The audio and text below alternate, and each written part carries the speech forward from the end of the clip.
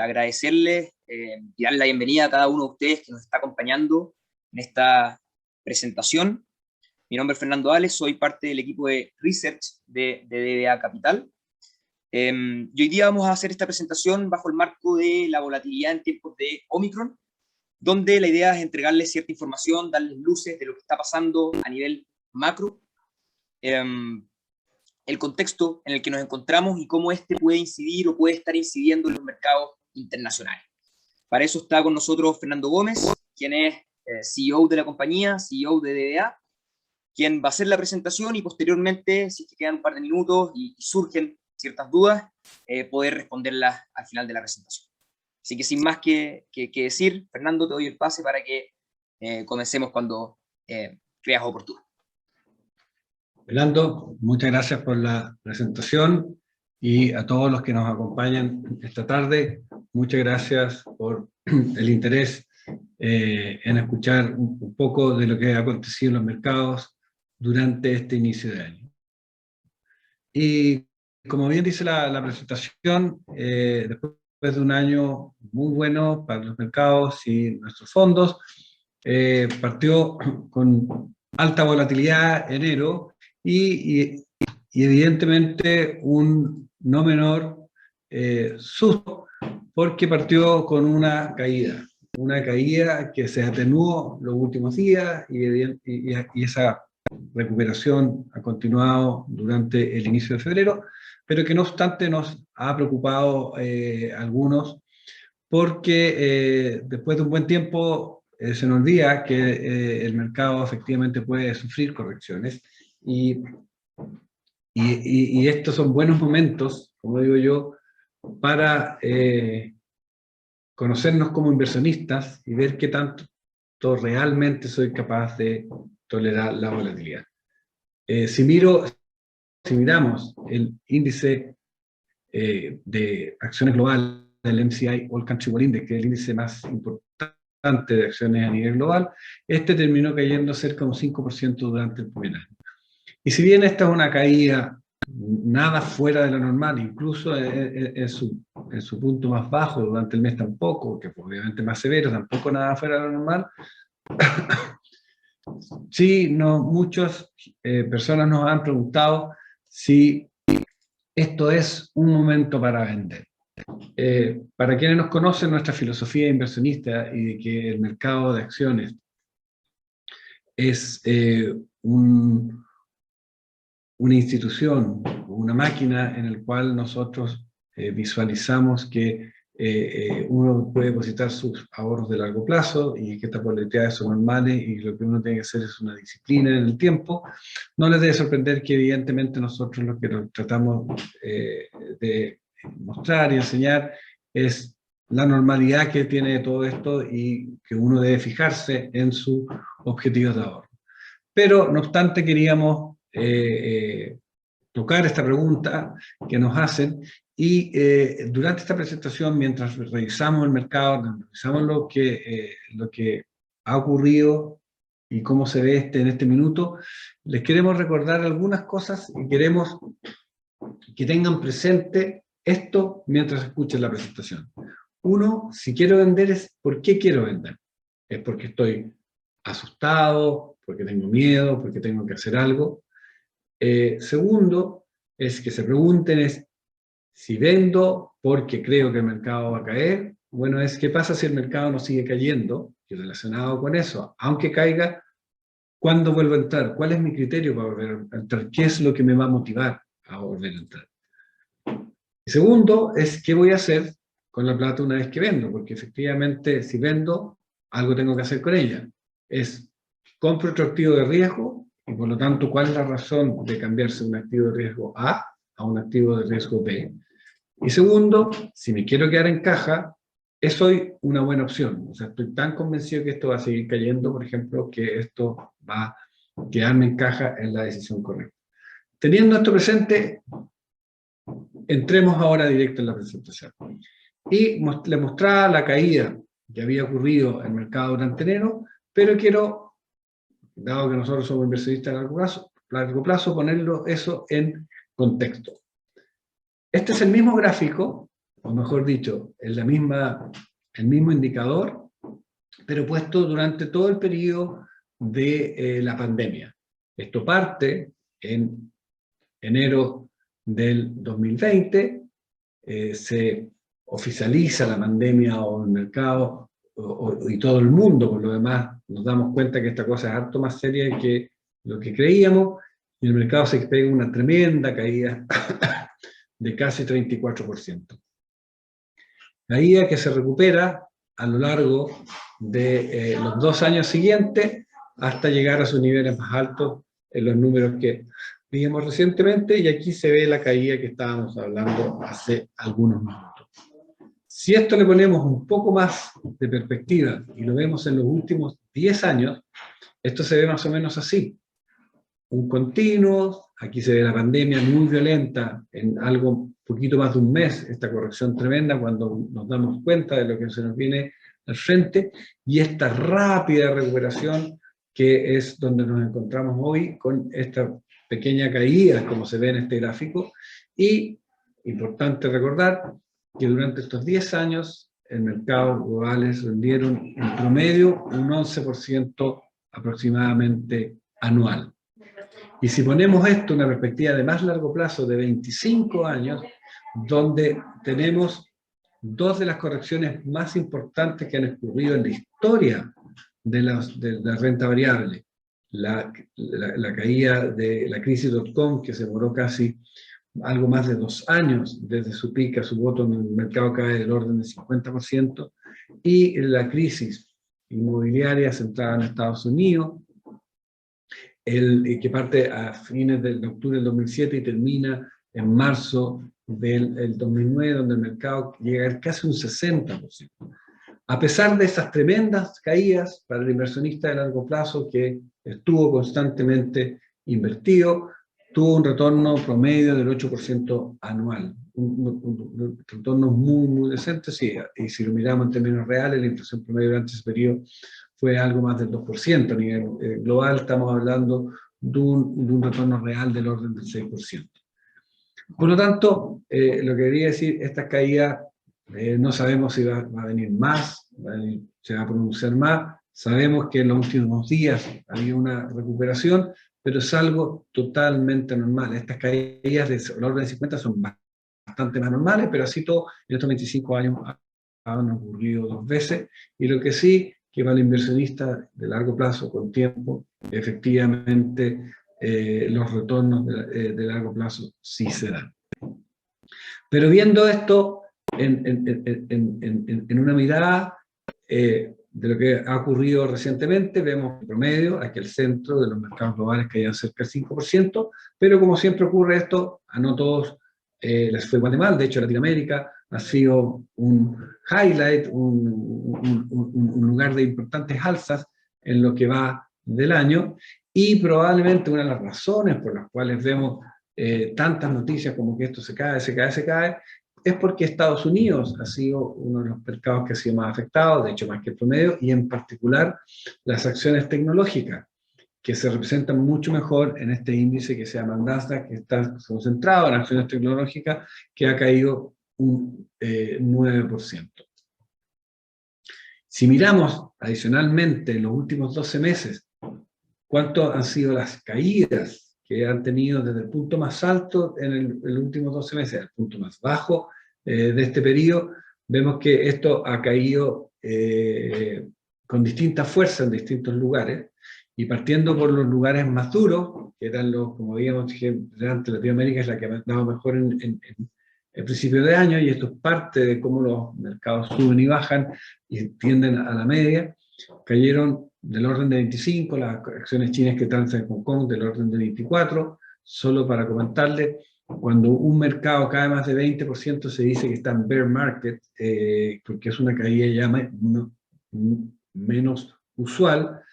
Cuando cae más de 10% se dice que está en corrección, y ahí están las acciones tecnológicas representadas en el Nasdaq de Estados Unidos, en los mercados emergentes, Japón, China. Por lo tanto, efectivamente han sido correcciones de mayor o menor magnitud, pero efectivamente correcciones que pueden y efectivamente preocupan a mucha gente. El otro tema que hay que tener presente, y que probablemente varios de ustedes han leído, es que la volatilidad ha aumentado mucho. Y efectivamente ha aumentado, estábamos en un periodo hacia finales del año pasado, en lo que diríamos una volatilidad promedio, que ha aumentado bastante durante enero. Pero de nuevo hay que ponerlo en contexto. La volatilidad es una medida de como el temor que hay en promedio entre los inversionistas. Y estos gráficos nos muestran aquí, y voy a tomar el caso de Estados Unidos, que vemos que saltamos del promedio, algo menor a los números, este índice de 20, un salto muy importante que nos lleva a niveles de 30.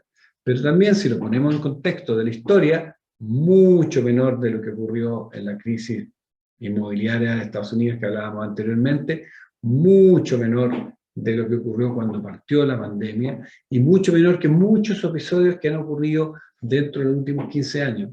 A lo que voy yo, esto muestra que evidentemente el mercado está más nervioso, evidentemente el mercado está más volátil, pero nunca a los niveles que al menos estamos ahora, en los que ha llegado cuando efectivamente hemos tenido shocks más importantes. Por lo tanto, teniendo en perspectiva lo que es esta caída, de lo que se ha visto hasta ahora, teniendo en perspectiva lo que el aumento de la volatilidad también pone en la perspectiva global, entremos ahora a qué es lo que está ocurriendo en el mercado y si hay cambios en algunos de los fundamentos que podrían preocuparnos o no. Lo primero es que no olvidemos que todavía seguimos en pandemia. Mucho de lo que está ocurriendo todavía son consecuencias de que la pandemia sigue con nosotros, y por lo tanto es importante tener una mirada de qué es lo que está ocurriendo alrededor de ella, particularmente con la variable Omicron, y qué diferencias podría tener esto con las variantes que ha habido en el pasado. Primero, recordar que ya cerca del 62% de la población mundial ha recibido al menos una dosis, y eso es una buena noticia.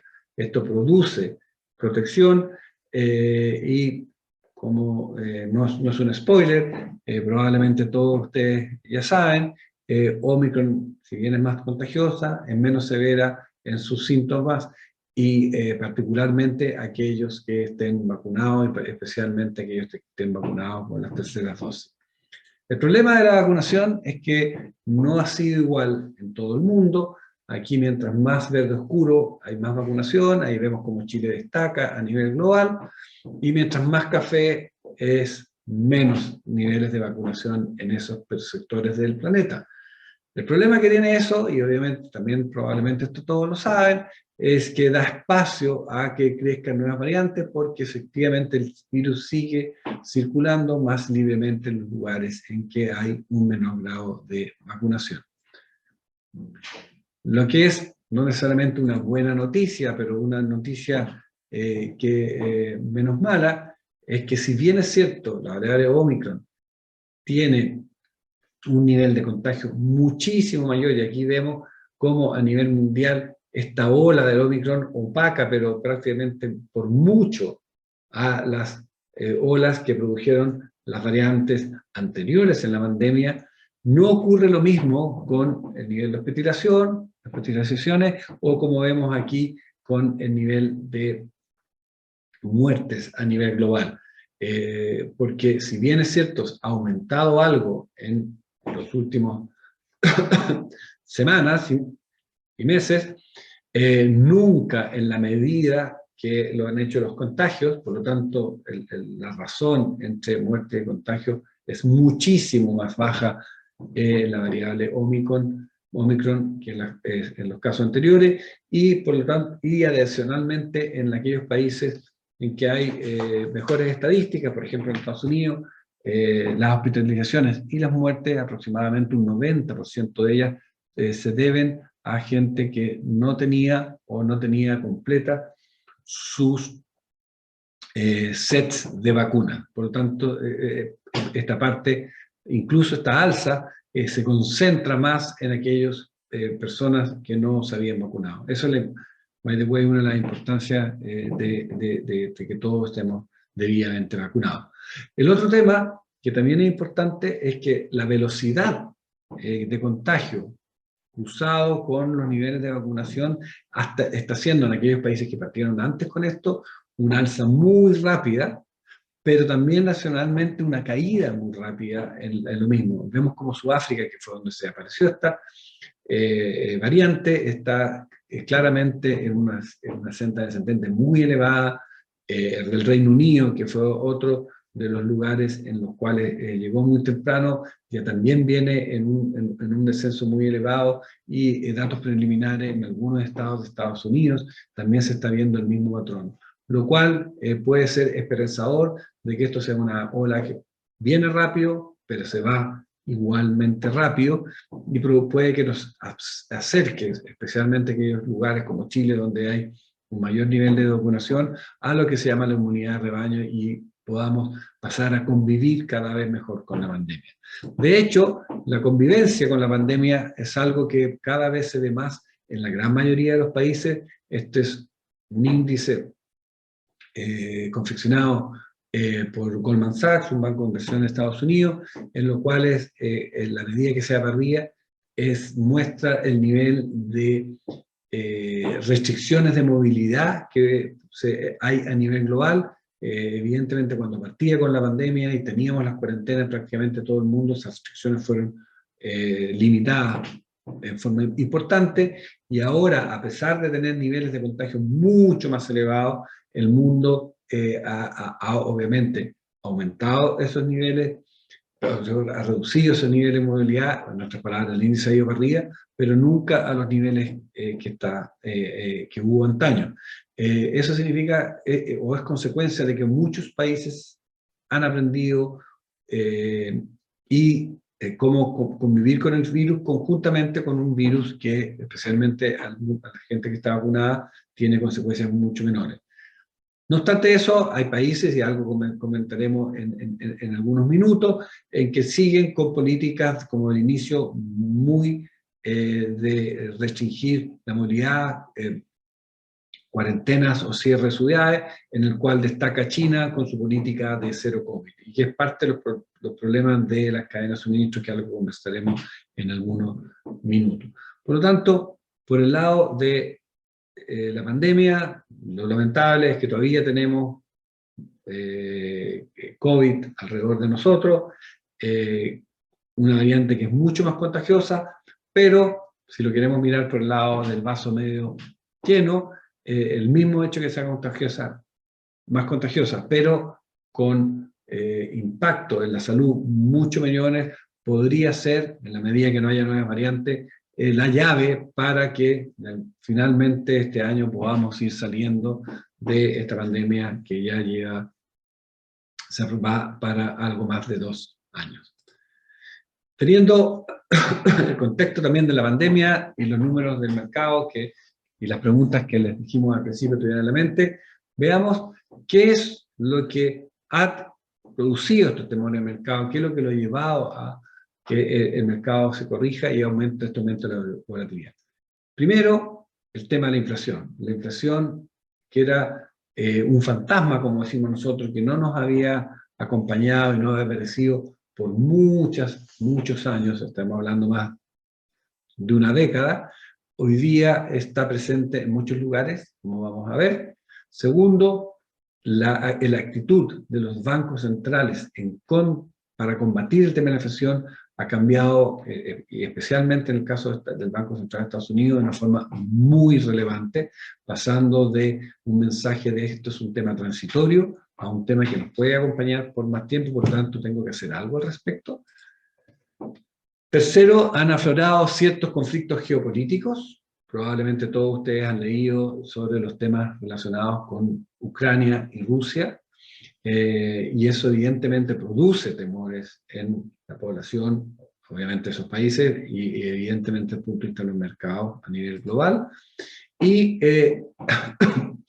China, que se ha desacelerado, y eso también es un tema relevante porque China por muchos años ha sido la segunda economía más grande del mundo, y segundo, ha sido el motor de crecimiento del mundo por muchos años. Y obviamente una desaceleración de China tiene obviamente impactos en el resto de los países.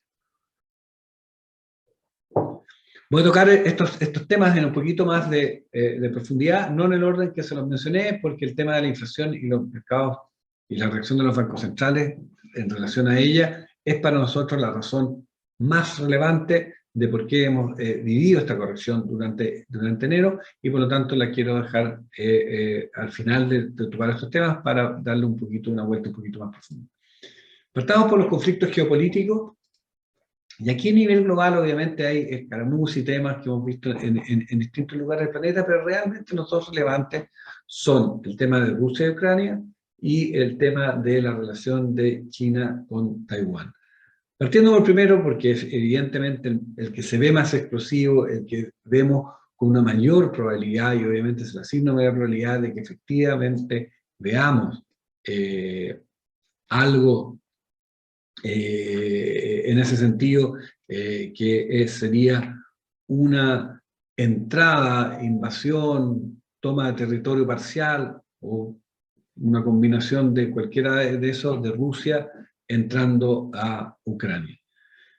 Y eso evidentemente tiene un costo, o puede llegar a tener un costo humano importante, es un problema de desestabilización ahí en los bordes de Europa Occidental, y obviamente se vienen los temores de guerras que escalen a escala muy superior. Lo primero que dar es poner en perspectiva el peso de Rusia y Ucrania a nivel global. Si lo miramos como parte del producto o el PIB del mundo, Ucrania pesa el 0,18% del mundo, y Rusia, con toda su importancia y su tamaño, pesa el 1,75% del PIB del mundo. Por lo tanto, si este conflicto se circunscribe solo a un tema entre Rusia y Ucrania, incluso en el peor de los casos que Rusia tome Ucrania y el resto del mundo se quede como mirando así medio perplejo, algo así como lo que pasó cuando Rusia se anexó Crimea, que es esta península de aquí abajo de Ucrania, hace algunos años atrás. Desde el punto del PIB no es un cambio, es algo que realmente no es una cuestión que impacte mayormente, y si lo miramos desde el punto de vista de lo que estamos hablando en esta charla, de los mercados, eso es aún menor, porque la representación de estos países en los mercados es menor incluso que los números que tenemos a nivel del PIB. Habiendo hecho eso, sí hay un área, y no estoy aquí poniendo juicios de el impacto humano que una guerra puede llevar, que esos temas de otras especialidades no financieras, que estamos viendo solo el impacto que puede tener en el mercado, donde esto efectivamente tiene un impacto en los mercados, es a través de, el tema de la energía.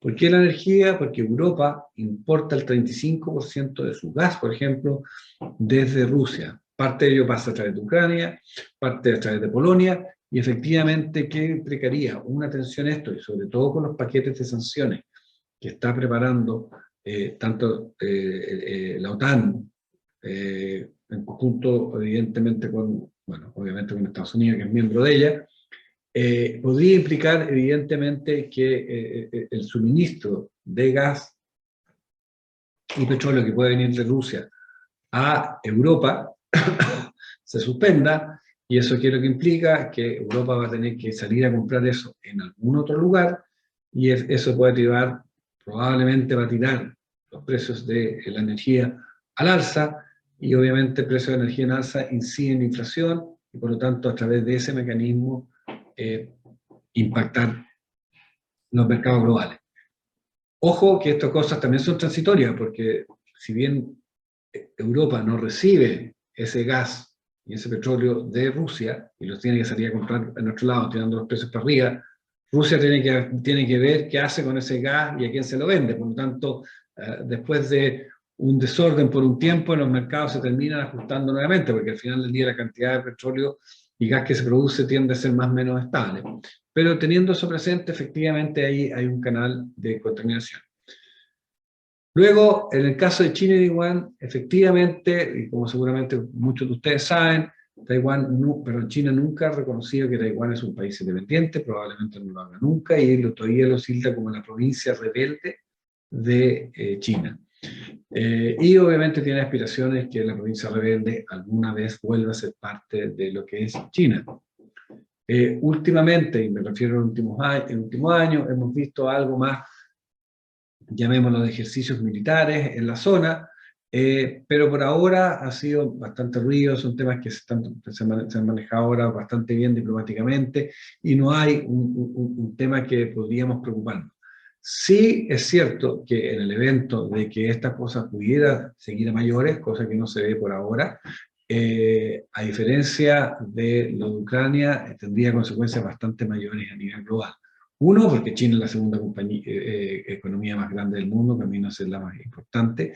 Y dos, porque Taiwán no tiene petróleo, pero tiene hoy día un tema, llamémoslo un commodity estratégico, que es hoy día tanto o más importante que el petróleo, pero que además está mucho más concentrado, especialmente en Taiwán, que son los semiconductores y los chips que alimentan prácticamente todos los equipos y sobre todo los más sofisticados del mundo. Un desorden en Taiwán, y para qué decir si producto de un enfrentamiento se destruyeran las fábricas de chips de Taiwán, muchas de las cosas que hoy día nosotros en el mundo necesitamos funcionar quedarían efectivamente con un problema. Miren solo ustedes lo que ha ocurrido con la escasez de chips que se ha producido como consecuencia de la pandemia, los desórdenes que ha ocurrido, y eso que estas fábricas están funcionando a full capacity. Pero por ahora no es algo que puede ser a mayores. Y por último, solo para cerrar este tema, aquí les traigo, aquí en el centro, están 30 días anterior, cómo se movía, o sea, se movió el Standard & Poor's, y los 30 días posterior, de 4 eventos de tipo bélico que han ocurrido en los últimos tiempos, en las últimas décadas: la invasión de Kuwait, la entrada en Afganistán de Estados Unidos, la entrada de Estados Unidos en Irak, y la toma de Crimea por parte de Rusia en 2014. Y vemos que no hubo mucho ruido anterior. En el de Crimea sí hubo un ruido anterior, parecido a algo tal vez como lo que he visto con Ucrania. Después de que hubieron los eventos, poco más, los mercados absorben la información y le ponen precio. Y es solo en el caso de Kuwait que vemos una corrección que se va del orden del 10%, y después que de algo más del 10%, después se estabiliza, y probablemente eso porque fue mucho más sorpresiva el mercado y evidentemente tomó el shock inicial que las otras lo fue absorbiendo el tema. Por lo tanto, evidentemente esto es una cosa que hace noticia, para qué decir si efectivamente Rusia termina entrando a Ucrania, pero que lo más probable desde el punto de vista del mercado no tenga mayores consecuencias.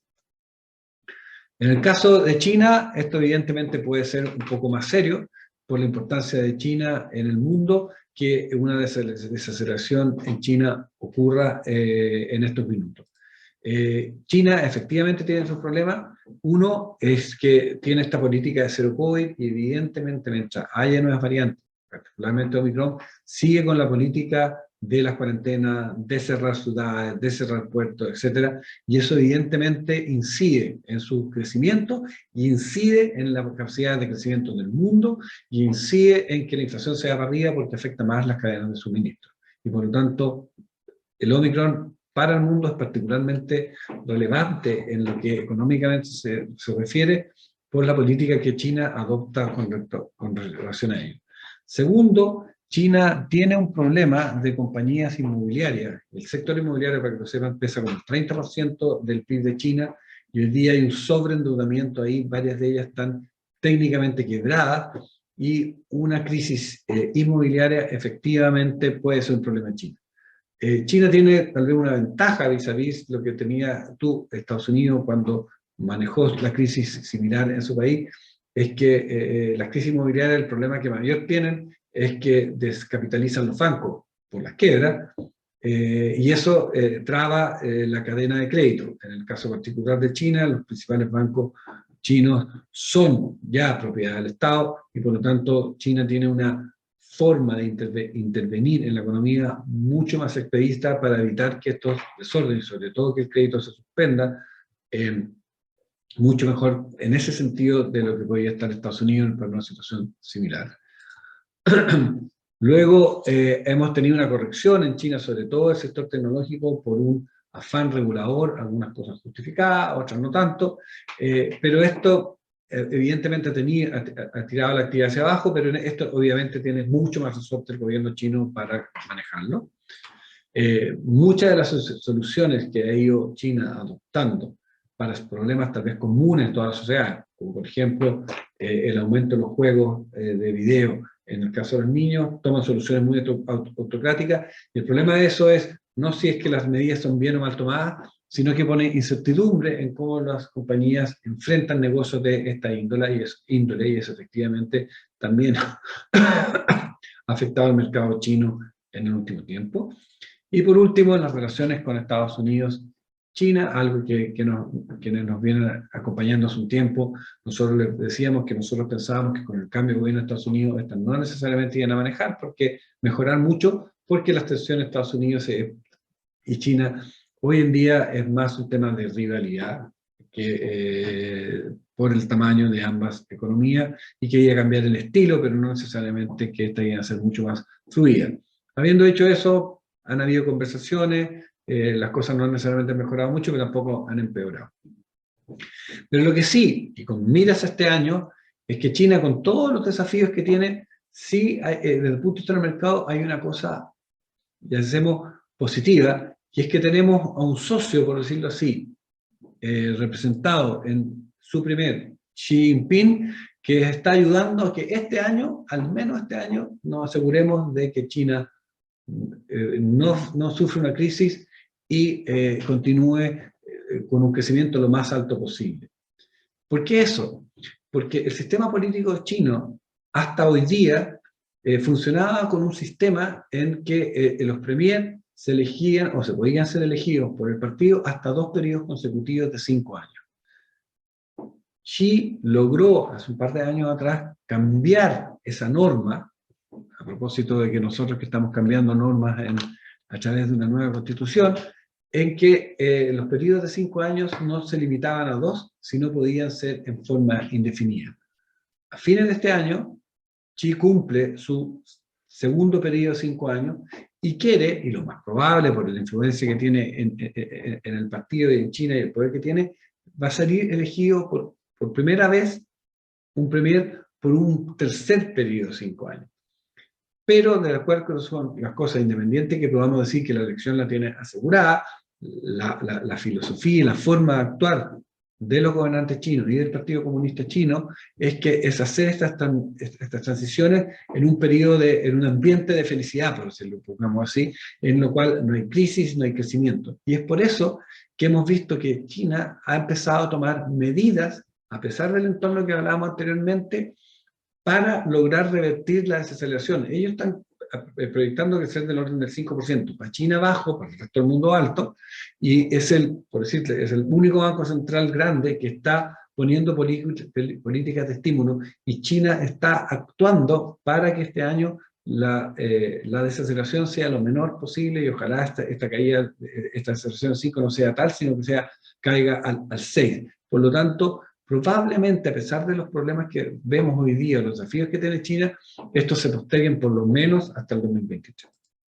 Eso nos lleva al tema de la inflación. La inflación que nos hablaban que podía ser transitoria hace no mucho tiempo atrás la FED, hoy día vemos cómo se ha disparado en todas partes del mundo. En Estados Unidos está sobre 7, en Chile está sobre 7, hoy día Europa volvió a mostrar inflaciones sobre el 5, y por lo tanto es un tema que preocupa.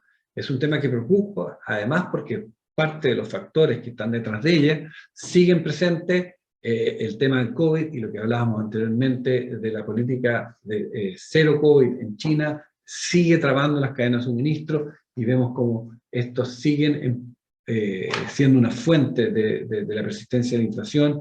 El conflicto, obviamente, de Ucrania, decíamos, está presionando el petróleo, y por lo tanto todavía hay bastante liquidez en el mundo que efectivamente presiona la inflación.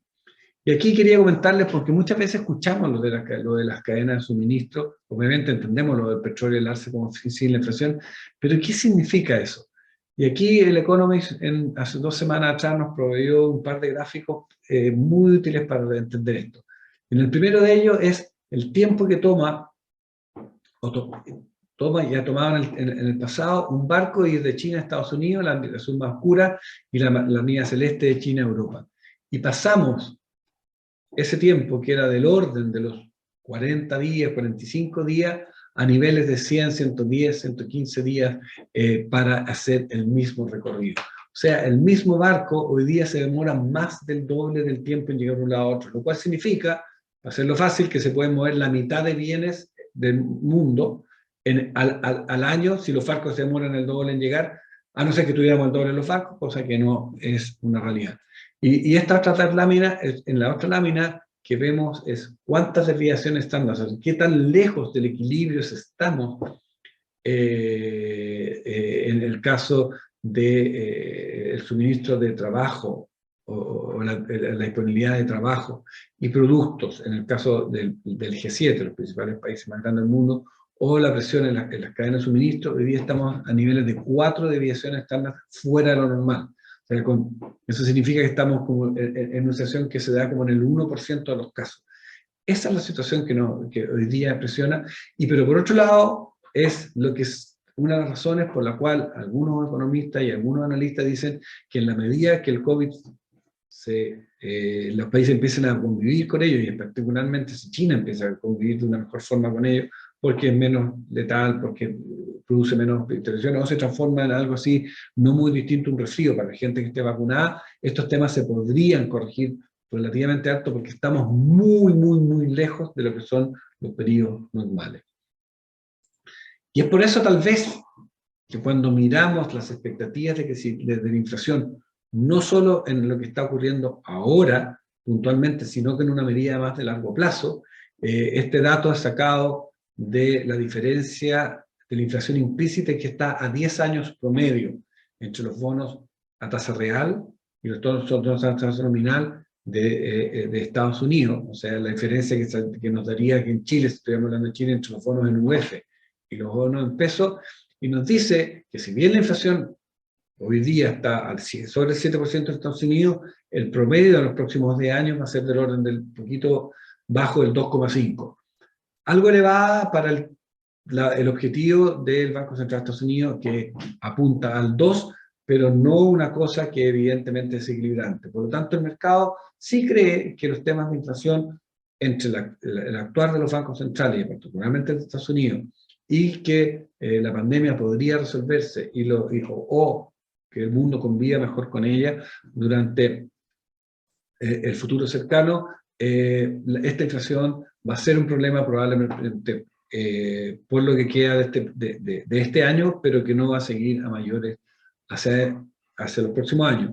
Y hay algunos indicios que algo de eso podría ser. El dólar, que había venido subiendo hasta fines del año pasado, se ha estabilizado, ha tenido esta colita al alza por los temores que hablábamos recientemente, pero de alguna forma se ha quedado más tranquilo. La subida de la tasa de interés en Estados Unidos de largo plazo ayuda a que esta inflación se tienda a contener. El petróleo, obviamente los temas de Ucrania son parte que podría afectar eso. Todavía tiene después de que había corregido eso abajo, ha vuelto a subir. Y el cobre, que es un indicador que de alguna forma de demanda de crecimiento global se ha mantenido estable ya por buena parte desde el segundo semestre o un poquito antes del año pasado. Por lo tanto, hay algunos indicios que podría ser que con el cambio de base efectivamente empecemos a ver en los próximos meses y ya más al segundo semestre de este año que la inflación empieza a ceder. Y abordando ese tema, los bancos centrales han cambiado, en varios de ellos, su política. De hecho, los más agresivos son el de bancos centrales chiquitos, como el de Chile. Efectivamente están teniendo políticas muy importantes, hemos visto las tasas locales, pero de los grandes son los de Estados Unidos y de Inglaterra, que están claramente acelerando sus políticas de contracción monetaria. Los bancos de Japón y Europa han estado un poquito más neutrales, como que todavía quieren esperar un poquito los datos. Sin embargo, con el dato alto de inflación hoy día, el mercado ya empezó a predecir que el Banco Central Europeo se va a ir más hacia el lado donde están los bancos de Inglaterra y Estados Unidos. Y como les mencionaba anteriormente, el único de los grandes que está yendo en la otra dirección, en parte por las razones que les decía, es el Banco de China, que está ayudando a que su país no se desacelere a la razón que los indicadores actuales están indicando. Y por lo tanto está tomando política expansiva, por lo tanto está yendo en la otra dirección. Pero quiero detenerme un poquito en la situación del Banco Central de Estados Unidos, porque a nuestro juicio es la razón principal por qué este ajuste de precios se vio recientemente. ¿Y por qué lo pensamos así? Porque al final del día el valor que tienen los activos, y particularmente las acciones en el mercado, en la renta variable, que es lo que estamos hablando actualmente, básicamente es una secuencia de flujos futuros que se descuentan en una tasa de interés. Por lo tanto, si cambia la expectativa de la tasa de interés en el sentido de que van al alza, esos flujos futuros caen. No sé si es una coincidencia o no, pero si ustedes pescan una perpetuidad con las bases de tasas que habían y las suben el 0,5, o sea, asumen que el premio del equity es 6, las tasas estaban al 1,3, por lo tanto la perpetuidad estaba descontada al 7,3 y subieron al 1,8 y la descuentan al 7,8, esa perpetuidad baja en 5%. No sé si es una coincidencia, pero lo que cayó en enero en el mercado fue 4,9 a nivel global. Pero habiendo dicho eso, ¿cuál fue el cambio? Noviembre, no muchos meses atrás, la Reserva Federal nos decía que iba a empezar a reducir su estímulo y esa reducción iba a llegar hasta junio de este año. Que no se esperaban subidas de tasa hasta el 2023 y por lo tanto que recién en el 2023 esas tasas iban a aparecer de este rango de 0,025 a 0,751 y iban a continuar las subidas hasta llegar al orden del 1,5, 1,75 en 2024. Esto cambió dramáticamente en estos meses. Hoy día, en la reunión de la Reserva Federal de hace unos días atrás, nos dice que la reducción de estímulo no va a llegar hasta junio, sino que se va a acabar ahora en marzo. O sea, estamos hablando aquí un mes más. Segundo, las expectativas de tasas que ellos ponen en 3, el mercado ya la está poniendo en 4 o 5 tasas, por lo tanto esta llegada a 1 puede ser a 1, 1,25 este año. Y un tema que antes ni siquiera se hablaba, la Reserva en esta política de inyectar dinero en la economía, que ha comprado muchos bonos y ha hecho crecer su balance a niveles de 9 billones o 9 trillones, usando el tema, el vocablo americano, inglés, empezaría no solo ya va a dejar de meter estímulos, sino que en la segunda mitad del año empezaría a reducir su balance, lo cual significa quitar plata de la economía en un proceso que iría de los 9 trillones a los 6 trillones en algo así como 2 años y medio. Y lo que hablábamos anteriormente, que estas tasas que antes se veían en el 2023, se vinieron al 2022, el mercado incluso cree que esto va a ser más alto, y por lo tanto lo que era el 24 ahora pasa al 23, y el 24 ya nos vamos a tasas llegando sobre el 2. Eso es un cambio muy radical en lo que les decía yo anteriormente de cómo se descuenta estos flujos y explica en forma importante por qué esta corrección a la baja por este cambio importante en expectativa. Pero estos ya están los precios, para que los precios por esta razón sigan cayendo, tendrían que caer más en esa misma dirección.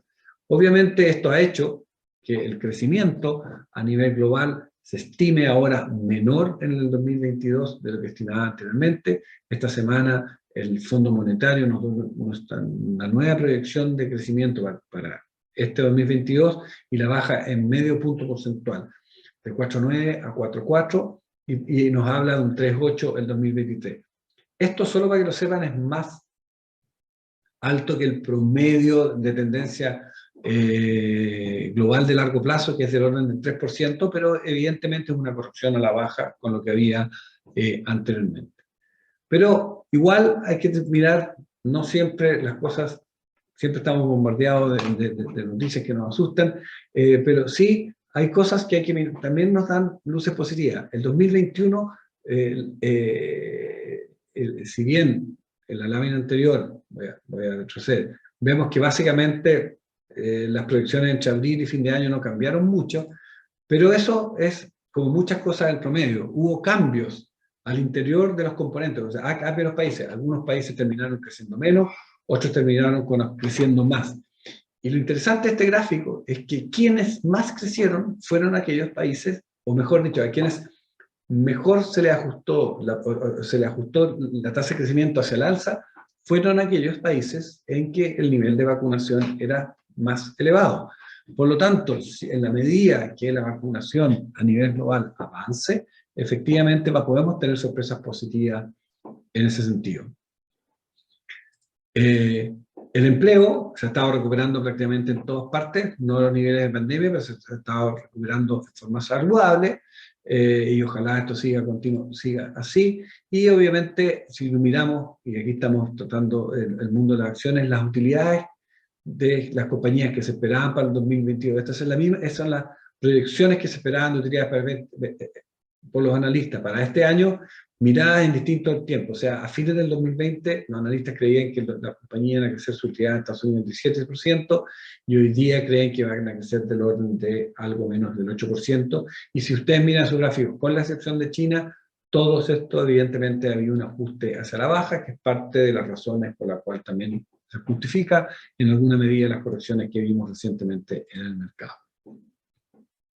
Y aquí quiero hacerle solo un paréntesis porque estamos en un país que todavía es considerado emergente, dependemos de las variables globales, y decimos, bueno, ¿y qué pasa con los mercados emergentes? Siempre me preguntan en estas reuniones, bueno, ¿y qué pasa con los mercados emergentes? ¿Qué pasa con Chile? ¿Cómo invierto con ellos? Lo primero que quiero comentarle, y que muchas veces se nos va, y sobre todo nosotros, quienes somos más viejos como yo, es que para mí los mercados emergentes son países exportadores de commodities, materias primas principalmente, y uno piensa más o menos Chile, Brasil, nuestros países relacionados con la región. Pero si vemos el índice de mercado emergente a nivel global, vemos que eso dista mucho de ser la realidad hoy en día. Si miramos, 6 compañías representan hoy día el 20%, y básicamente ninguna de ellas es un productor de commodities, son compañías principalmente de tecnología. China representa el 30% y más un importador de commodities. Taiwán, que es un gran exportador de semiconductores y tecnología, representa el 16%, lo mismo que Corea del Sur. India probablemente es el único de los grandes que está se acerca un poquito más a la idea que nosotros tenemos de países emergentes. Y por lo tanto, la gran mayoría, si ustedes invierten en un índice global de países emergentes, van a estar invirtiendo mucho en tecnología. Y eso es una cosa de tenerlo presente. Habiendo dicho eso, para los países emergentes, que se parecen más al modelo que tenemos en la mente tradicionalmente, exportadores de commodity, dependientes hoy día del crecimiento de lo que haga China, un entorno de tasa al alza con un dólar más fuerte y una desaceleración de China, y si además estoy muy endeudado, y para qué decir en dólares, puede ser este año un entorno bastante desafiante.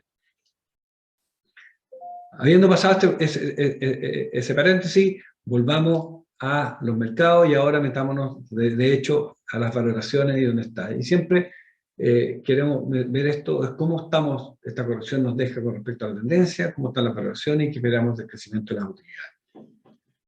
Con respecto a eso, esta corrección, como les decía, es una corrección pequeña, está obviamente menos presionado, menos sobre la tendencia de lo que estaba hacia fines del año pasado, pero todavía sigue sobre tendencia, pero nada mayor que lo que era antaño, o cuando han habido las crisis anteriores, que son 34, 80, 50% arriba de la tendencia.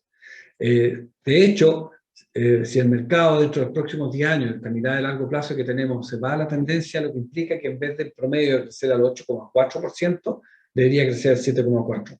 Todavía muy saludable si pensamos que la inflación esperada, como veíamos en los próximos años, es del orden del 3,5%, está hablando de un crecimiento real promedio del 5% anual.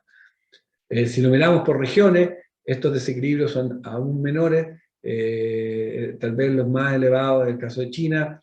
Esto no da el promedio anterior porque las series son de distintos lados, pero podríamos decir que en general estos valores están más o menos cercanos a su tendencia. Por lo tanto, por el lado de la tendencia, no vemos una presión particular hacia la baja que nos podía preocupar. Por el tema de las valoraciones, esta es una de las valoraciones más comunes en el mercado, para quienes no necesariamente las conocen, que es dividir el precio de las utilidades, el precio de las compañías o de un mercado por las utilidades que generan. Y por lo tanto, cuánto el mercado está pagando por utilidades. Y este gráfico lo tenemos construido que el punto central es el promedio de los últimos 10 años y las líneas rojas alrededor es una desviación estándar a cada lado. Y lo que vemos esto es que, con la excepción de Estados Unidos, todos los mercados están o en su promedio de año o por debajo de esta línea, lo cual significa que están más bien en una zona barata. En el caso de Estados Unidos, hoy día está algo más elevado porque está por sobre el mercado, algo menos que una desviación estándar, pero todavía un poco más elevado. El problema que tiene este indicador es que no pone en contexto la tasa de interés, y por lo tanto solo pone el precio de las utilidades, y para los que estén familiarizados un poquito más con finanzas, saben que a menores tasas las valoraciones de las compañías suben y por lo tanto se pueden tolerar para las mismas utilidades mayores múltiplos. Eso se logra con este indicador, que es el mismo indicador anterior, invertido, pero le restamos el precio de la tasa de interés. Por lo tanto, cuando hay periodos de alza de tasa, restamos una tasa más alta; cuando hay periodos de tasa más baja, restamos una tasa menor, y da una idea de lo que se llama el premio del equity. Por lo tanto, un indicador más cercano a lo que podría ser el valor de las acciones. Y aquí vemos nuevamente que todos los mercados prácticamente se ven más baratos que su promedio de año, con la excepción de Estados Unidos, pero ya no tan aquí ya más o menos como en el punto medio entre su promedio de 10 años y una desviación estándar. Y lo que es más importante es que es un rango en un periodo en que hemos visto que las acciones han subido, que se ha movido por más de los últimos 8 o 9 años, ha estado dentro de ese rango. Por lo tanto, por este lado tampoco vemos una razón por el lado de las acciones que podríamos decir esto debería seguir corrigiendo. Es más, como digo, en casi todos los mercados es este tema que está más bien, casi decir, más bien barato después de estas correcciones. Este es un gráfico para ver cómo los mercados están en relación a Estados Unidos, y obviamente, dado lo que hablábamos en la lámina anterior, todos ellos, no tanto, evidentemente, porque Estados Unidos es los que más ha caído durante este año, como lo era hace algunas semanas atrás, pero todos ellos todavía se ven más atractivos que Estados Unidos. Esto nos lleva a mirar cómo vemos las expectativas de crecimiento de utilidades, que al final del día es lo que nos mueve los valores de las acciones a futuro, y vemos que las compañías están reportando cómo les ha ido o cómo les fue en el último trimestre del año pasado, y todavía vemos que todos los mercados están con crecimientos importantes de utilidades, lo cual, por ahora, las compañías siguen creciendo de forma saludable. La expectativa de futuro, obviamente, después de un gran crecimiento de utilidades producto del vuelto del año pasado, son obviamente no tan crecimientos tan elevados como hubo el 2021. China es un poco más equilibrado, pero no obstante eso siguen creciendo. Y por lo tanto, si nosotros proyectamos estos indicadores de valoraciones hacia futuro y miramos el mundo, cómo estas valoraciones deberían ocurrir si esas utilidades se dan, vemos que rápidamente el mundo se hace más barato, en este gráfico por debajo de la línea, en este gráfico por sobre la línea, y lo mismo ocurre con prácticamente todos los mercados que se hacen más barato, incluso Estados Unidos, de aquí aproximadamente a fines de este año debería estar en zona de su promedio de los últimos 10 años. Por lo tanto, tampoco vemos por las valoraciones grandes razones como para que el mercado vaya a crecer. Y teníamos estas preguntas en la mente, si vender o no vender, o mirar esto con una mirada de largo plazo. Solo recordarles que si vendo, tomo otro costo de transacción, y más importante aún, si tomo una mala decisión para volver al mercado, el costo mayor puede ser haberse quedado fuera una vez que el mercado empieza a rebotar. Como hablábamos anteriormente, el mercado andaba bastante mejor la última semana, no sabemos si esto es solo un rebote o esto fue la caída y pues vamos a volver a una tendencia ascendente, pero sí creo que es importante, si no tenemos grandes razones, mantenerse invertido. ¿Y cuáles son los temas que tengo que preguntarme? Es, si quiero vender, efectivamente, cambiaron los fundamentos detrás de mi inversión, apareció una mejor oportunidad y probablemente, a mi juicio, la principal razón por la cual uno debiera vender algo es, estoy vendiendo parte de mi inversión para rebalancear. Si tengo algún activo que por alguna razón pesa más allá del peso que yo quería tener en mi portfolio, probablemente es sano reportfoliar. Si yo quería un activo no pesara más de 15%, yo decía pesa 20, pescar ese 5, volverlo a 15 y ese 5 llevarlo a alguna parte del portfolio que se me haya quedado atrás por la misma razón. Y por lo tanto, entrando a las conclusiones y riesgos, el conflicto de Ucrania por sí mismo y por su impacto en el PIB no debe ser mayor, excepto por la presión que puede poner en el precio de la energía, el precio del petróleo y las consecuencias de la inflación. La pandemia sigue presionando las cadenas de suministro, especialmente China y su política COVID, pero eso puede ser la llave para que se resuelvan los problemas en la medida que Omicron vaya de retroceso y no aparezcan nuevas variantes. Por el lado, del otro lado del mundo, las reacciones de movilidad en Occidente son menores que las olas anteriores. El mundo ha aprendido a convivir mucho mejor con el COVID que antes. Las correcciones, como ustedes han visto, han afectado más a aquellas compañías de tecnología que las que no. La razón de eso es porque las compañías de tecnología en general tienen sus ingresos mucho más en el futuro y una subida del TC3 le pega mucho peor a las compañías que ganan más plata en el futuro que en el presente, y las compañías de tecnología tienen esa característica en general. Y por lo tanto, la razón fundamental que para nosotros está detrás de esta corrección es el cambio de expectativas de la alza de la tasa de interés, particularmente el Banco Central de Estados Unidos, y sí recordar que esto todavía muchos de los temas que estamos viviendo son temas endógenos, no son temas estructurales de cómo actúa la economía. Obviamente, si la inflación se hace permanente y sigue con nosotros acompañándonos, efectivamente eso puede producir una crisis. Nada de esto todavía hay señales, y idealmente si el COVID se resuelve, muchos de estos problemas se van a resolver en sí mismos. Los riesgos, si mirado lo mismo de otra parte, es obviamente si no se controla la pandemia y salen nuevas variantes, eso efectivamente va a alentar todo el proceso de recuperación. Obviamente, si la inflación no baja, que es persistente, evidentemente los bancos centrales van a tomar medidas más elevadas y eso va a incidir en probablemente mayores correcciones.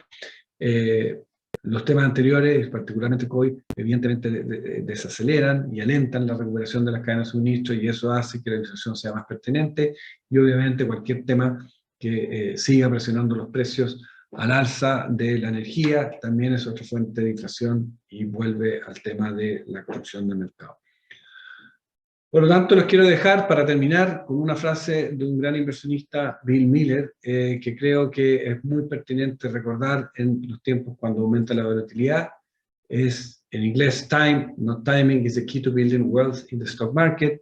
Y creo que significa eso es que mantener una disciplina y darle tiempo a que el mercado haga su trabajo a través de los años, y no estar tratando de decir que el mercado va a subir o a bajar, timing, es básicamente la llave para ir armando tu pool de ahorro y hacer creciendo tu riqueza en aquellas inversiones que están metidas en el mercado de renta variable. Habiendo dicho eso, feliz de contestarle cualquier pregunta o duda que puedan tener, o algún comentario de lo que vimos hoy día, o de alguna inquietud que tengan relacionado con el mercado que puede que no hayamos tocado. Muchas gracias, Fernando. Damos paso entonces a alguna pregunta que haya surgido en el camino para ver si la podemos responder y aprovechar estos últimos minutos que nos quedan. Quedarse un poco con estas últimas frases de que el ruido transitorio finalmente muchas veces nos hace tomar malas decisiones. y nos hace sesgarnos un poco con estas compañías o estas acciones que a largo plazo pueden tener un valor, fundamento súper importante. Veamos si hay alguna preguntita.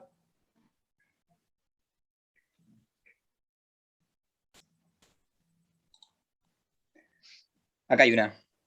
Si hemos visto estas correcciones sin ni siquiera aún llegar a marzo, ¿cómo se ven estas correcciones de los fondos cuando se apliquen durante este año? De Josué González.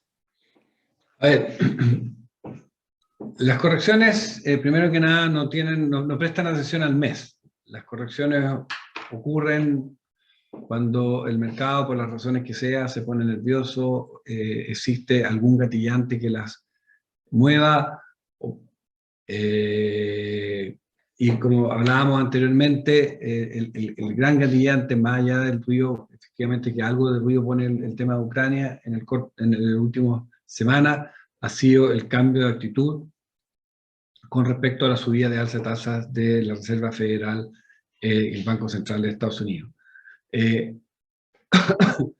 Si en marzo, cuando efectivamente la Reserva Federal empiece a aplicar estos, lo que puede hacer cambiar esto con mira a una mayor corrección no es el hecho de que efectivamente en ese minuto suba la tasa o deje de poner estímulo, va a ocurrir en la medida que las expectativas de lo que la Fed haga de ahí para adelante o en ese minuto sorprenda al mercado. Por ejemplo, el mercado hoy día cree que la Fed en marzo va a subir la tasa un cuarto punto. Si la Fed la subiera a 0,5 o 0,75, efectivamente tendríamos una corrección mayor porque efectivamente sorprendería el mercado. Si sube un cuarto punto, probablemente lo que está esperando el mercado, probablemente lo que está en el precio no va a cambiar mucho más y la dinámica del mercado en marzo va a depender de otras variables, no de lo que efectivamente haga la Fed. También podría sorprender la Fed al mercado y dice, voy a decir un cuarto punto, pero voy a subir no 4 veces en lo que da el año, sino 6 veces de aquí a fin de año. Obviamente eso también sorprendería el mercado porque es un cambio de actitud. Por lo tanto, una cosa que es importante, lo que hace cambiar el valor de las acciones en un sentido u otro no son los hechos, sino los cambios que ocurren alrededor de ciertos hechos que en relación a lo que el mercado creía que iba a ocurrir. Usando específico el tema de la tasa de interés, si el mercado cree que va a ser 0,25, si no la subiera sería una sorpresa positiva, el mercado probablemente se fuera hacia arriba, y si la sube mucho, efectivamente, mucho más allá del 0,25, sería una sorpresa negativa, y eso es lo que quería caer el mercado. No el hecho de que la suba en la medida que eso vaya en línea con lo que el mercado cree. Ahí nos llegaron otras 2 preguntitas, Fernando. Te las voy a hacer al mismo tiempo. Carlos nos pregunta si es que conviene invertir en dólares, y después José, por su parte, nos pregunta si hay alguna razón para creer, como han dicho algunos inversionistas en Estados Unidos, que hay una super burbuja a punto de explotar en el mercado norteamericano. Vale, voy a ir primero por la primera del dólar. Nosotros creemos que siempre tener un porcentaje de nuestras inversiones importante en dólares es parte estructural del portfolio. ¿Por qué? Por 2 razones muy relevantes. Una, porque vivimos y ganamos en pesos, por lo tanto parte de nuestros ingresos están en forma natural indexada al quehacer y al peso en Chile. Esto no es un problema de patriotismo o no, de que veo el país bien o mal, no tiene una relación a eso, es un problema de aquí estamos hablando de temas financieros y cómo estructuro mi portfolio. Y parte de mi portfolio, a veces no lo pensamos así, esto también mi casa, que está, para quienes que tengan casa en Chile, mi trabajo o mi capital humano en general está mucho más indexado al quehacer de la economía chilena, y obviamente parte también de la plata que estructuralmente pongo en los fondos de pensiones, también tengo un poquito, pero ahí mucho menos en pesos. Por lo tanto, es un tema de diversificación. Y la segunda razón es que por qué tanto en dólares, y el tanto va a depender de cada uno, pero es porque Chile, así como veíamos que Ucrania pesa 0,18 en el mundo, Chile también pesa más o menos por ahí en el mundo. Por lo tanto, si yo tengo el 10% de mis activos en pesos relacionados con Chile, pero tengo mucho más de lo que pesa Chile en el mundo. Probablemente todos tengamos del orden de 10-15% de lo que Chile, a través de distintos vehículos, ya sea directo, por nuestro trabajo, lo que sea. Por lo tanto, volviendo a este tema, nosotros creemos que tener un porcentaje relevante, o sea, estamos hablando del sobre 50, 60, 70 en inversiones que están diversificadas globalmente, más allá de que sean dólares o no, es parte estructural de cómo deberíamos poner nuestro portafolio. Si uno mira los portafolios de la AFP, que más allá de las críticas que tengan, pero no, la crítica que no le hace prácticamente nadie es que sí manejan bien la plata. En el fondo A, que es el de más largo plazo, el que más está orientado a la gente joven, por decirlo así, cerca del 80% de lo que tienen ahí está en dólares, por las razones que les digo. Por lo tanto, estructuralmente sí hace mucho sentido tener un porcentaje importante de tus ahorros indexados, ya sea al dólar o a moneda extranjera, por un problema de diversificación. Con respecto al tema de la burbuja, como veíamos anteriormente, Estados Unidos efectivamente es el mercado más caro de todos los grandes que veíamos. Por lo tanto, es el único que no se ve claramente en su precio promedio barato. Por lo tanto, es el único que puede estar sujeto a algunas correcciones más. Ahora, burbuja, cuando lo miramos en el agregado, a mí en lo personal no me parece, porque si bien está algo más caro, está dentro de los rangos en los cuales se ha movido durante los últimos 8, 9 o 10 años, y por lo tanto está muy lejos de lo que es un tema burbuja. Lo que ocurre, y a mi juicio, que allí analistas a hablar de eso, son dos temas. Uno es que usan un indicador de precio-utilidad que normaliza las utilidades por inflación a través del tiempo, y lo calculan con índices que tienen como 100 años de historia, lo cual por el tema de la historia es bueno, y eso hace que estos valores que veíamos sean mucho más caros que los que hablamos recientemente. Pero ¿cuál es la razón principal por la cual yo encuentro que ese indicador tal cual está construido no es válido? Porque no presta atención, como dije anteriormente, a la tasa de interés. Y la tasa de interés en Estados Unidos, que hoy día, después de la subida y todo, está del orden del 1,7, en antaño era del 5. Por lo tanto, yo no puedo comparar precios utilidades en entornos cuando la tasa de Estados Unidos era 3, 4, 5 más, con entornos de la tasa de 1,7 sin corregir esos 3 o 4 o 3,5, 4 puntos de diferencia que la tasa me justifica. Porque por lo tanto, cuando yo meto esa variable, todo eso se lleva a los valores que les mostraba anteriormente. Habiendo dicho eso, sí hay sectores de la economía que uno podría hacer que tienen valoraciones más desafiantes. No son generalmente los que nosotros invertimos en DBA, a veces para nuestro pesar, y es que por los temas de disrupción, por los temas de los cambios tecnológicos, hay muchas compañías hoy día con valoraciones muy altas que tienen niveles muy bajos de utilidad.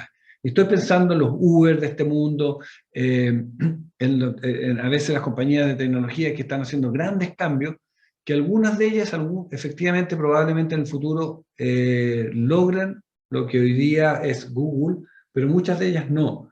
Hoy día nosotros evitamos mucho esas compañías porque no sabemos discriminar cuáles van a ser los winners y los losers. Y obviamente, si yo tengo portfolios de compañías de ese tipo, en los cuales están haciendo grandes cambios disruptivos, como hablábamos haciendo los Uber de este mundo, incluso los Teslas de este mundo, en los cuales probablemente el mundo va hacia allá, pero hoy día las compañías no muestran utilidades, por lo tanto los precios de utilidades de esas compañías no son los que hablábamos anteriormente, del orden del 20 veces, 25 veces, 30 veces los caros. Estamos hablando de 100, 200 y aquellos que no tienen utilidades, infinito. Efectivamente, ahí puede que haya algo más de sobrevaloración, pero en ningún caso, a mi juicio, por lo menos en el mercado conjunto. Perfecto, Fernando. Nos llegaron un par de preguntas más. Alfredo Rojas nos envía un poco al mercado más local. ¿Existe alguna predicción de cuánto tiempo van a permanecer las tasas elevadas en Chile, comparando con crisis anteriores? Él habla de que se habla de 10 años. No sé si... A ver, Los ciclos de tasa de interés dependen mucho de la persistencia de la inflación. Si la inflación se mantiene, o sea, obviamente en Chile partimos un ciclo de tasa de interés y ese ciclo va a continuar por lo menos con nuevas alzas por parte del Banco Central en las próximas reuniones y durante lo que queda este año y probablemente el próximo. Que ese ciclo perdure más allá de eso o que en ese horizonte, estamos hablando por ejemplo hacia fin del próximo año, no empiece a bajar, va a depender mucho de la persistencia de la inflación. Si la inflación sigue alta, no baja a la velocidad que el Banco Central espera, ya sea por razones internas o razones externas, esas tasas se van a mantener altas. Yo creo que si uno mira, o sea, obviamente no puedo predecir hoy día básicamente el impacto que políticas de gasto del próximo gobierno que entra en marzo incidan, pero con las cosas que sabemos a la fecha con el compromiso del gobierno entrante de respetar los equilibrios fiscales, que lo han dicho por todas partes, y el nombramiento de Mario Marcel también reafirma eso, uno podría decir que la medida que las cadenas de suministro, en el fondo el COI vaya en retirada, la subida de tasa de interés que va a hacer aflojar un poquito más la demanda, o sea, que tenemos correcciones por el lado de la oferta y tenemos correcciones por el lado de la demanda, esto debiera empezar a ceder la inflación, deberíamos ver hacia la segunda mitad de este año y tal vez más pronunciado durante el próximo año, y eso podría darle espacio a que por lo menos el ciclo de alza del Banco Central se acabe más o menos en ese horizonte de tiempo, y ahí veremos efectivamente cuánto tiempo lo mantiene y lo revierte hacia una baja. Pero obviamente eso depende de que estas variables ocurran. Lo que sí es cierto es que el crecimiento, o sea, vamos a ver las tasas hacia el alza en lo que resta del año, y el crecimiento del producto del país hacia abajo, de una forma, ambas probablemente bastante acelerada a medida que vaya avanzando el año. Perfecto, Fernando. Creo que hemos respondido todas las preguntas que nos han enviado. Nos piden también opiniones sobre criptomonedas, metaverso, pero creo que estaríamos hasta mañana conversando sobre ese tema. Tenemos ciertas columnas en nuestra página que pueden leer también en la página de EA. Tenemos un blog donde hemos conversado sobre metaverso, sobre criptomonedas. Así que los pueden buscar ahí. Aquí nos llegó una última pregunta, a ver si podemos dar respuesta. En función a su base de datos, ¿cuánto es el tiempo que permanece una persona invirtiendo y cuál ha sido su retorno? Dado que se ha expuesto que desde el 2013 la tasa de retorno ha sido de 10% y en 25 años ha sido de un 8% al largo plazo. A ver, obviamente nuestra base de datos propia, y hablando de nuestro universo inversionista, solo tiene algo más de 11 años. El promedio de retorno de ese periodo para nuestros inversionistas ha sido del orden del 8,5. Básicamente muy en línea de lo que han sido los mercados globales, con algo menos de volatilidad, y es lo que esperamos que siga siendo así. Eso en nuestros fondos globales. En nuestros fondos temáticos esperamos, bueno, los retornos han sido efectivamente, y particularmente el Civicon, bastante más altos que eso, pero el periodo de tiempo que ese fondo tiene es mucho más corto. Cumple 3 años ahora en abril, y el METE, que también ha sido tan alto, más alto, no tanto como el Silicon, tiene un poquito más de un año nomás. Por lo tanto son periodos muy cortos para decirte que las tasas que esos fondos han tenido van a ser los promedios a futuro.